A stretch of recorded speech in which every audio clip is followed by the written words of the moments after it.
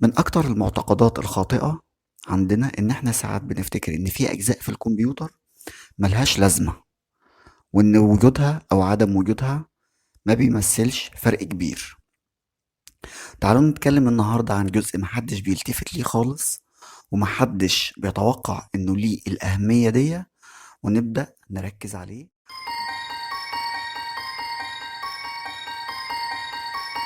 Don't you be afraid.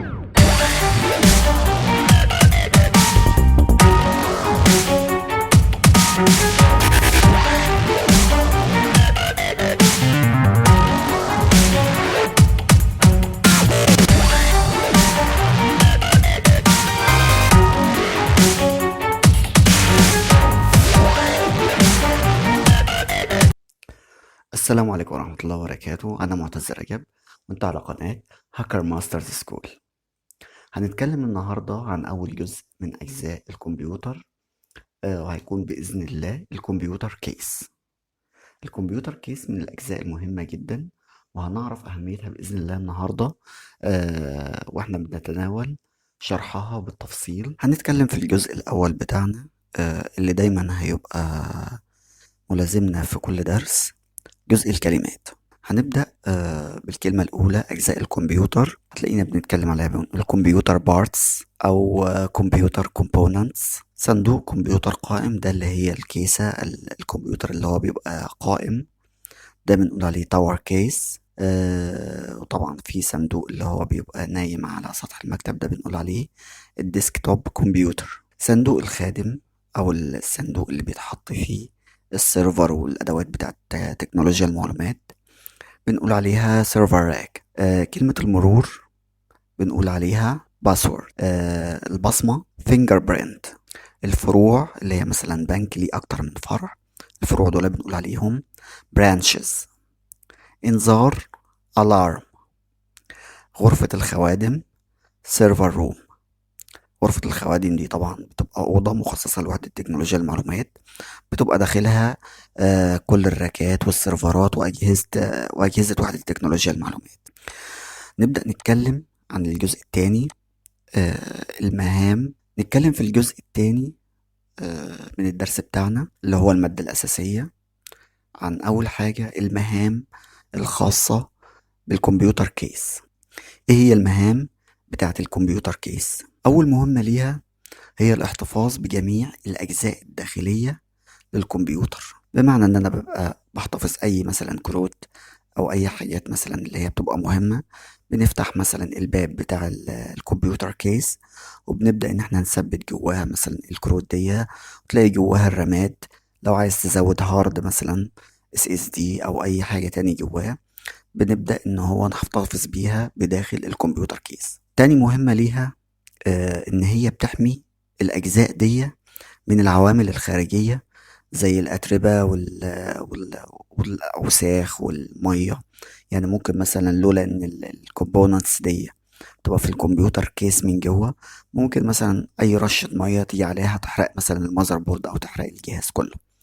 فهي بتبقى عامل حماية شديد جدا للأجزاء الداخلية. تالت وظيفة ليها الفانز اللي جواها بتبدأ تبرد الأجزاء الداخلية، تبدأ تسحب الهواء السخن اللي طالع منها مثلا من على البروسيسور ومن على الكارت الشاشة. تبدأ تسحب الهواء السخن وتبدأ تطلعه بره، بحيث إن هي تريبليسه بالهواء البارد أو تخلي الجو بتاع الكيسة من جوه كويس. طيب ندخل على الجزء الثاني من المادة الأساسية، اللي هي أنواع الكيس. هنلاقي أول نوع فيهم اللي هو التاور كيس، ودي تبقى كيسة قائمة زي الشكل الموضح قدامنا كده، بتبقى كمبيوتر قائم. هنلاقي برضو فيه نوع تاني اللي هو الديسكتوب كيس، وده بيبقى واخد وضعية أفقية على سطح المكتب، بحيث إن أنا لو عايز أثبت عليه مثلا الشاشة من فوق، بحيث إن هو ما ياخدش حيز من المكتب بتاعي.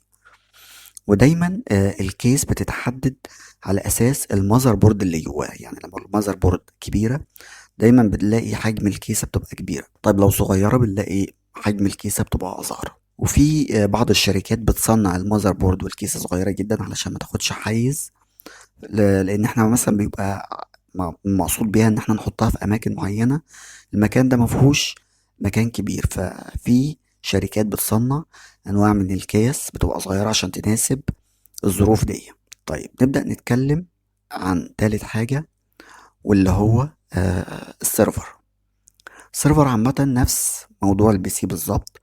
السيرفر علشان برضو الناس اللي مش عارفة، هو يعتبر كمبيوتر، بس كمبيوتر أقوى شوية من الكمبيوترات التانية، لأن هو بيقدم خدمات أكبر من اللي بيقدمها الكمبيوتر للأجهزة. هو بيقولوا عليه خادم. السيرفر هو خادم. خادم لمين؟ خادم للأجهزة التانية الصغيرة، بيخدم عليهم. طيب السيرفر ده برضو في منه التاور، وفي منه اللي هو بيقولوا عليه الراك سيرفر. الراك سيرفر ده اللي هو بيدخل زي الدرج كده بتاع الكاشير، بيدخل جوه الراك وبيتثبت فيه بوضعية أفقية. طيب احنا بنحط السيرفر او الأجهزة مثلا او السويتشات بتاعتنا او الراوترات في ايه؟ بنحطها في حاجة اسمها راك. الراك ده بيتقاس بوحدة اليو. فطبعا الموضوع بداية مثلا ممكن مثلا في 4 يو، في 6 يو. هنبدأ نتعمق في موضوع الراكات ده ونعرف معلومات أكتر عنه في الكورس بتاع السيرفر ادمنستريشن بإذن الله لما نتنقل ليه. هنبدأ في الجزء الثالث الخاص بالسايبر سيكيورتي بالنسبة للكمبيوتر كيس، وده أهم جزء النهاردة في الدرس، فركز معايا فيه. إيه هي المهام الأمنية للكمبيوتر؟ أول حاجة مهم جدا بيحافظ عليها هي مكونات الداخلية، إن محدش يقدر ياخد حاجة منها، لأن ممكن واحد يبدأ يدخل ياخد مثلا هارد، يدخل ياخد رامة، يدخل ياخد بروسيسور. طبعا في بعض الكيس بتبقى الحاجات اللي جواها دي بآلاف الدولارات. فطبعا أول حاجة الكيس دي بتحافظ إن بتصعب موضوع إن حد يدخل ياخد أي كومبوننت داخلي من الحاجات اللي موجودة في الكمبيوتر من جوه. تاني حاجة إن محدش يقدر يزرع جواها أي جهاز تجسس، أو يقدر إن هو ممكن يوصل لليو اس بي بتاعتها ويبدأ يزرع لنا في الجهاز فيروس. طيب الفيروس ده ممكن يعمل ايه لما يزرعه لنا؟ الفيروس ده ممكن يدمر لنا الجهاز كله، او يدمر لنا المعلومات اللي على الجهاز كلها. دي اول خطورة. الخطورة التانية ان هو ممكن يحط مجرد فلاشة، يبدأ يعمل كولكتنج او يبدأ يجمع معلومات مهمة جدا من على الجهاز، زي مثلا الباسوردات المتخزنة مع الجهاز. ودي بعد كده هنبدأ نتكلم عليها وازاي الفلاشة دي بتتعمل، اللي هي بنحطها بتبدأ ان هي تسحب كل الباسوردات وكل الداتا المهمة اللي احنا نقصدها من على جهاز الكمبيوتر في ثواني، في لحظات، بل ان هي في ساعات بيسحب الداتا دي في اقل من ثانية. فهنبدأ يعني احنا الموضوع ان هو ان احنا بنبقى محافظين على الجهاز في حتة معزولة، وبنحافظ على الجهاز ان محدش يعرف يوصل له، ان احنا بنحافظ على الداتا بتاعتنا. ممكن حد تاني الجزء الثالث مثلا بتاعنا اللي احنا بنتكلم فيه الفوائد بتاعتها ان هي تمنع تدمير جزء معين. ممكن واحد يفتح جهاز الكمبيوتر يكسر حاجة جواه، ومش كده وبس، هو محدش هيعمل حركة زي كده الا ان في حاجة اخطر منها، وان في نوع تاني برضو من الفلاشات بتبقى محملة بكمية كهرباء عالية جدا، ودي برضو هناخد فكرة عنها بعد كده في كورس معين. الفلاشة دي بمجرد ما بنحطها في جهاز الكمبيوتر او السيرفر بتبدأ تدمر كل الدوائر الكهربائية وكل المعلومات وكل حاجة في الجهاز، بتحرق الجهاز من جوه. طبعا الكمبيوتر كيس والسيرفرات والسيرفر راك بيبدأ يحافظ لنا على جهاز الكمبيوتر من الأنواع دي. رابعا ممكن واحد يعمل حاجة غير كل ده. ممكن واحد يدخل ياخد الهارد ديسك ويحط مكانه هارد ديسك فارغ او هارد ديسك متفرمط، على اساس مثلا ان الهارد مثلا حصل فيه مشكلة، ويبدأ ياخد الهارد ديسك ده يطلع من عليه كل المعلومات اللي موجودة عليه. طبعا الموضوع ده ممكن يعمل مشاكل جامدة جدا. طب في حاجة أفظع من كده، يعني بعد اللي قلنا ده كل ده في حاجات أقوى كمان من كده في الضرر. إيه هي؟ ممكن واحد بفلاشة عادية جدا يبدأ يزرع لنا رات جوه جهاز الكمبيوتر بتاعنا. الرات دي تول، ريموت اكسس تول. الرات دي اختصار لريموت اكسس تول. تبدأ إن هي تتجسس على كل البيانات وكل الحاجات اللي موجودة على الجهاز. لا ومش كده وبس، بتبدأ إن أنا ممكن من خلالها أفتح باك دورز، وأبدأ إن أنا أدخل من خلالها وابدأ ادخل على كل الشبكة اللي متصل عليها الجهاز ده، ومن الشبكة دي ممكن ابدأ ان انا اتنقل وادخل احتل كل الاجهزة اللي موجودة في الشركة بالسيرفرات بتاعتها. بل الموضوع ممكن يتعدى ان انا لو في مثلا دخلت على جهاز واحد في القاهرة، احتليت مثلا كل الأجهزة اللي في المكتب، احتليت بعد كده من خلالهم الشبكة كلها والشركة كلها المبنى كله. بعد كده أقدر إن أنا أتنقل لفروع تانية في بلاد تانية من خلال السيستم ده. طبعا هي عملية معقدة، مش عايز أدخلك في تفاصيل دلوقتي، الكلام ده هندرسه بعد كده بالتفصيل، بس علشان نعرف بس إن موضوع حماية الكيسة دي من أهم الحاجات اللي موجودة اللي لازم أنا أخد بالي منها. نيجي لنقطة تانية وهي تأمين الكيسة. إزاي أقدر إن أنا أأمن الكيسة بتاعتي ضد المخاطر اللي إحنا اتكلمنا عليها كلها دي؟ طبعا زي ما اتكلمنا إن في تاور كيس، ديسكتوب كيس، سيرفر راك، والسيرفر روم، كل واحدة فيهم ليها أنواع معينة من الحماية. نبص على أول نوع كده زي ما احنا شايفين في الصور. مثلا بالنسبة للكيسة الديسكتوب أو التاور، ممكن يبقى ليها زي مفتاح كده خارجي، او ممكن يكون ليها برضو مكان قفل من ورا، بنبدأ من خلاله ان احنا نقفل على الكومبوننتس اللي من جوه علشان نصعب من عملية وصول اي حد. مش اي حد يدخل يقدر يتلاعب بالاجزاء الداخلية في الاجهزة. او ممكن في اقفال بتيجي معينة للاجهزة زي اللي في الصورة كده، تبدأ ان احنا نربط الاجهزة كلها في الديسك نفسه اللي احنا شغالين عليه. لان انا ممكن اقفل كويس على الكومبوننتس الداخليه بتاعتي، ويجي واحد كده ياخد الكيسه كلها وياخد بعضه ويمشي بيها. كذلك بالنسبه للامر لموضوع اللي هو اللابتوب، في مكان معين اقدر ان انا احط فيه لوك معين ليه، واقدر ان انا اربطه في الديسك اللي انا شغال عليه بحيث ان هو محدش يقدر ياخده. الموضوع ده على فكره حصل قدام عيني قبل كده. في واحد دخل مكان معين، راح مطبق اللابتوب وخده وحطه ما بين التيشيرت وما بين بطنه، وطلع عمدي جدا جدا بالمكان. ما يبدوش طبعا غير كاميرات المراقبة. فلازم ناخد بالنا من تأمين ان احنا لازم نخلي بالنا ان محدش يقدر يسرق حاجة من جوه الأجهزة او يسرق الجهاز نفسه. طيب بالنسبة هنتكلم عن السيرفرات والسيرفر راك. طبعا الحماية بتاعت الراك سيرفر بيبقى ليها أشكال كتيرة زي اللي معروضة قدامنا كده، ومن ضمنهم حاجات مقبض بالفينجر برينت علشان يبقى متأمن، وفي حاجات بيبقى ليها زي نظام لوك خارجي، وفي حاجات بيبقى ليها نظام قفل عادي كده لوك، وبنقدر ان احنا نفتحه بمفتاح ونقفله بمفتاح. طيب نيجي بقى على اهم تأمين في كل الحاجات دي، وهو تأمين السيرفر روم.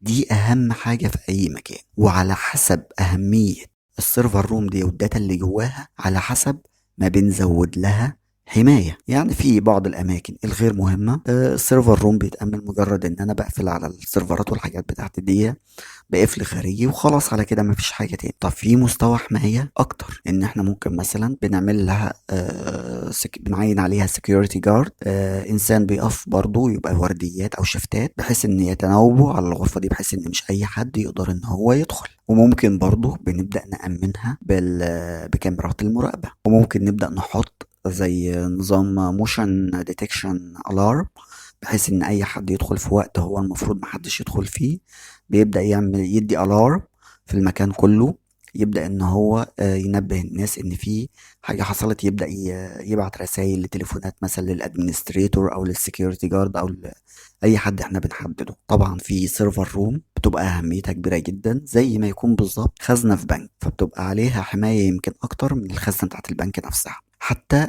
في شركات معينة بتبدأ عاملة زي سيستم بتبين مين اللي دخل السيرفر روم دي في أي وقت، لأن ممكن اللي يتلاعب بالسيرفر روم دي مهندس من المهندسين اللي شغالين اللي ليه أكسس على الغرفة دي، ويكونوا أكتر من مهندس، واحد فيهم يعمل حاجة معينة في وقت معين ويبدأ حد تاني هو اللي يتهم فيها. ففي نظام لو أنا مثلا دخلت، كل واحد بيبقى زي نظام ليها لوك بره على الباب، كل مثلا احمد ليه باسورد معتز ليه باسورد، مصطفى ليه باسورد، كل واحد ليه باسورد. اللي بيسجل دخول بالباسورد بتاعه بيطلع زي تقارير او ريبورت بيبين مين اللي دخل النهارده من خلال الباسورد بتاعه. يعني لو معتز دخل الباسورد بتاعه يطلع لي ان معتز عمل تسجيل دخول النهارده الساعه مثلا 9 وعمل خروج الساعه 9 وربع. بالنسبه لموضوع الاختراق ده المادي، هيبقى باذن الله ليه كورس اسمه الاختراق المادي، هنتكلم فيه فيما بعد، وهنعرف طرق ازاي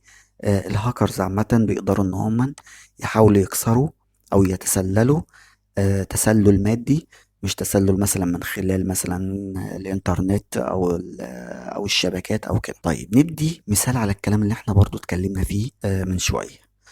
لو دخلت اي بنك هتلاقي دايما في احتياطات كتيرة جدا موجودة، سواء كان بنك او شركة كبيرة مثلا بتتعامل مثلا في موارد مالية كبيرة. ممكن تبص تلاقي الكيسة نفسها من ورا محطوط عليها قفل.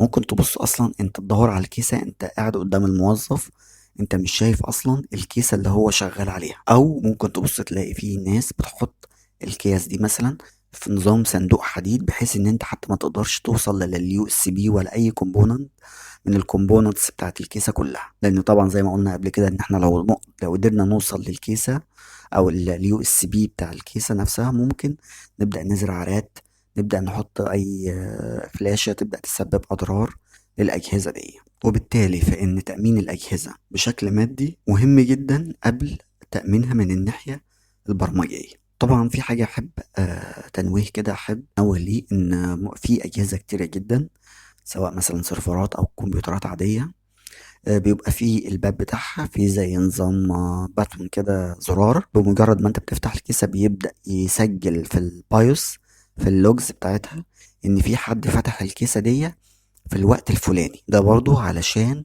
تبقى عارف لو تم التلاعب في الحاجة دي. طبعا هندي مثال من الواقع على الموضوع ده. قبل كده في واحد سلم كان بيخلي نفسه من المكان، من العهدة، وكان في حوالي 5 كيسات. طبعا هو سلم ادي كيسة 2 3 4 5، ومضى اللي استلم منه استلم ومضى وخلاص ومشي. وبعد ما مشي جاي بيبص في الكيسة، بص في الكيسة من جوه ما لقاش اي كومبوننتس، لا ماذر بورد ولا حتى البانة نفسها بتاعت الماذر بورد واخدها، واخد الهارد، واخد البروسيسور وكارت الشاشة، واخد كل الحاجات كلها، وسايب الكمبيوترات نظام كيسة فارغة. فلازم نخلي بالنا من الأشياء دي، لأن الأشياء دي غاية في الأهمية وبتقع مسؤوليتها في الآخر علينا احنا. هنبدأ نتكلم في الجزء الرابع. هنضرب مثال في الحلقة دي كده، هنجيب مثال من مسلسل مستر روبوت، هنبص ايه اللي حصل. وده كده اسلوب الهاء، بتبدأ ان هي تلهيه، هيستغل هو الالهاء بتاعها للحارس يدخل. ده طبعا نظام فك تشفير الاقفال عن بعد، هنتكلم عنه في كورس الاختراق المادي. طبعا الجارد نده على البنت، اداها التليفون بتاعها ومسكه بالبصمة بتاعة الصباع بتاعته، خدت البصمة، بدأت طبعا تجيب شوية مواد علشان تبدأ تطلع منهم زي عجينة كده، وهنعرف هتعمل ايه دي. وهتبدأ تعمل صباع بالظبط زي الصباع البشري. ده اكسس كارد برضو قدر ان هو يولده. هنا هو الفينجر برينت اللي احنا اتكلمنا عليها. بس كده خلاص، هو دلوقتي جوه السيرفر روم، خلاص بقى كده هو سيطر على المكان كله. في السبعينيات طبعا الوقت ده كان الناس كلها عايزة تستكشف ازاي النظام مثلا الشبكات السلكية بيبدأ يشتغل، احنا ممكن نعمل ايه عليها. افكار كتيرة جدا، وتحولت موضوع عمليات الهاكينج من مجرد ان انا بهزر وان انا بجرب حاجات لعمل جاد. الناس كلها بدأت ان هي تتجه ان هي عايزة تعمل حاجة غريبة او تاخد معلومات مش بتاعتها، او بمعنى اصح تبدأ تهاك على السيستم ده. وتخيل معايا ان اول عملية قرصنة كبرى كانت سنة 1971. تخيل ان هي تكون بواسطة طبيب بيطري في فيتنام، كان اسمه جون ديربر. الراجل ده اكتشف طريقة ان هو يقدر يعمل مكالمات هاتفية مجانية. طبعا على فكرة زمان كان موضوع ان انت تعمل مكالمات هاتفية ده كانت حاجة غالية جدا. فزي مثلا احنا عندنا هنا دلوقتي كده ان حد يدخل مثلا يسرق الباسورد مثلا بتاع الراوتر بتاع الناس، هي موضوع اجراء المكالمات الهاتفية المجانية ده كان زمان كده بالظبط. طبعا الموضوع ده اسمه فريكنج، اتعرف بعد كده بالاسم ده يعني في الهاكينج، وبدأ ينتشر وبدأت ناس كتيرة جدا تطوره، وبدأت ناس تشتغل في الموضوع ده وتبيع، مش مجرد ان هي تستخدم الحاجة بشكل مجاني، لا ده بدأت تبيع مكالمات، وبدأوا يستفادوا من عمليات الهاكينج على موضوع التليفون ده كتير جدا ويكسبوا منه مكاسب قوية جدا. طيب مين أول مخترق بيعد التاريخ أول مخترق للإنترنت؟ أول مخترق للإنترنت كان روبرت موريس. ده كان من أوائل المتسللين على الإنترنت. طبعا الوقت ده جذب انتباه وسائل الإعلام كله، لأن موريس في عام 1989 كان عمل أول هجوم للدينايل اوف سيرفيس أو حجب الخدمة. دينايل اوف سيرفيس ده على فكرة إن أنا مثلا عايز تدخل على الفيسبوك أنت مش قادر تدخل، عايز أدخل على أي مواقع أنا مش عايز أدخل، أنا مش عارف أدخل. هو ده اسمه الدينايل اوف سيرفيس أو حجب الخدمة. طبعا حجب الخدمة ده بيكلف الشركات يعني مبالغ جامدة جدا وبيسبب لهم أضرار جسيمة جدا. طبعا ده ليه كورس كبير جدا جدا جدا فيما بعد، وليه طرف في كل كورس. denial of service ليه طرف في كل كورس. طبعا موريس تسبب بأضرار جسيمة جدا، بالرغم ان هو كان الموضوع هو ما كانش ناوي ان هو يعمل الكلام ده عن قصد، لا هو مجرد عمل الموضوع ده كان بيجرب حاجة معينة، فتسبب ان هو يعمل زي وورم او دودة. الدودة دي بدأت ان هي تنتشر بشكل كبير جدا في الأجهزة، واستمرت لمدة أيام وعملت خسائر جامدة جدا، وحكم موريس بسبب إطلاقه للدودة دي، وأصبح أول شخص مدان بموجب قانون الاحتيال وإساءة استخدام الحاسوب. هنبدأ نتكلم عن الجزء الخامس بتاعنا، وهو أول حاجة أول جزئية هنتكلم فيها اللي هي الواجب. الواجب بتاعنا بيقول لك يمكن لأداة راد أن تتسبب في خسارة شركة لأموال طائلة. زي ما قلنا عن النار هنكتب صح ولا غلط، ولو صح هنسيبها صح زي ما هي مش هنكتب حاجة تاني، ولو غلط هنكتب غلط وجنبيها كلمة بس صغيرة جدا تصحيحية بس. السؤال التاني، لا يمكن لأي فرد أن يكون هاكر. مش أي حد يعني لازما عشان تكون هاكر لازما تبقى حد مميز جدا. الكلام ده صح ولا غلط؟ يوضع قفل في البنوك والمؤسسات الكبرى لحماية الأجزاء الداخلية فقط من السرقة. هنتكلم النهاردة في الجزء الخامس عن النقطة التانية، وهي الحكمة أو النصيحة. وهناخد النهاردة حكمتنا من القصة الخاصة بالطبيب البيطري اللي عمل أول عملية هاك في التليفونات، وقدر إن هو يعمل مكالمات مجانية ببلاش. طيب لما واحد كان في الوقت ده مفيش أي وسائل تعلم زي الإنترنت أو ويكيبيديا أو أي نوع من الأنواع اللي عندنا، هو بذكائه حاول إن هو يعمل طريق ليه، وبدأ إن هو يسخر أي حاجة قدامه علشان يقدر إن هو يوصل لهدفه. طب إحنا إيه اللي نستفاده من الموضوع ده؟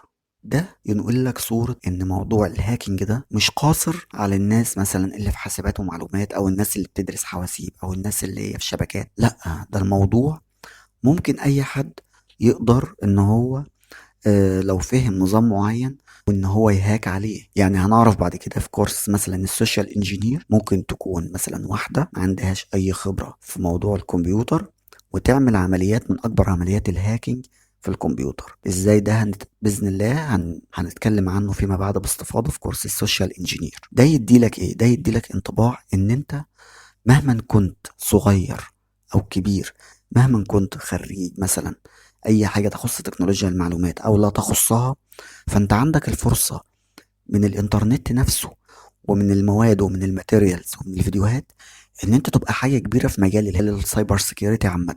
طيب ازاي؟ في مئات الالاف من المواد والكتب الخاصة بالموضوع ده. كل اللي انت محتاجه ان انت يبقى عندك اصرار ان انت توصل وحماس وتبدأ تشد همتك وتبدأ ان انت تركز في الموضوع، هتلاقي بإذن الله في نتائج إيجابية كبيرة جدا. وزي ما قلت لك قبل كده، انت ممكن من سن 9 سنين فعليا يقدر ان هو يتعلم ويمشي خطوة بخطوة معايا، وبإذن الله خلال فترة وجيزة هيلاقي فيه فروق كبيرة جدا. فانت مالكش حجة، ما تقوليش ان انا خريج كلية مش خاصة بتكنولوجيا المعلومات. لا، اعمل شيفت كارير لو انت حابب تغير المجال بتاعك دلوقتي وتدخل في مجال السايبر سيكيورتي وتكنولوجيا المعلومات. المجال مفتوح، وعايز اقول لك ان هو فعلا هو ده مجال المستقبل. كل الناس يعني بتدور عليه، وفي نقص في وظيفة السايبر سيكيورتي على مستوى العالم بكثرة. فدي أول نقطة في الحكمة بتاعتنا النهاردة.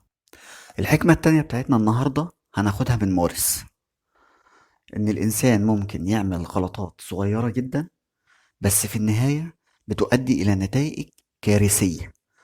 يعني أنت ممكن تستهين بحاجة صغيرة جدا، تقول أنا هجرب حاجة صغيرة جدا وهشوف إيه اللي هيحصل. ممكن الحاجة الصغيرة دي يعني تخليك تخسر سنين من عمرك، أو ممكن تخليك تخسر حياتك. فلازم نبقى دقيقين جدا وما نستهونش بأي حاجة صغيرة كانت أو كبيرة. لازم نعمل 1000 حساب للخطوة الصغيرة أو للغلطة الصغيرة قبل الغلطة الكبيرة، لأن هي في الآخر ممكن تؤدي لنتائج كارثية. والسلام عليكم ورحمة الله وبركاته.